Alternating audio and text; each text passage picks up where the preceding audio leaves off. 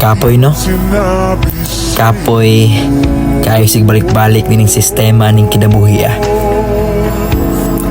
Pero one thing for sure nga akong na-realize, tibuok na ako ang kinabuhi. Ang pagpadayon mao'y solusyon sa tanan, dili ang paghunong.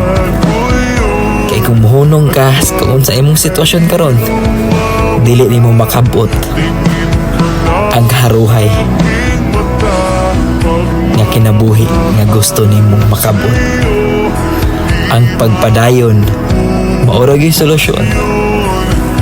Padayon ay hunong, kay inikabot sa unahan, ikahatag sa panahon ang adlaw nga para sa imo. Padayon.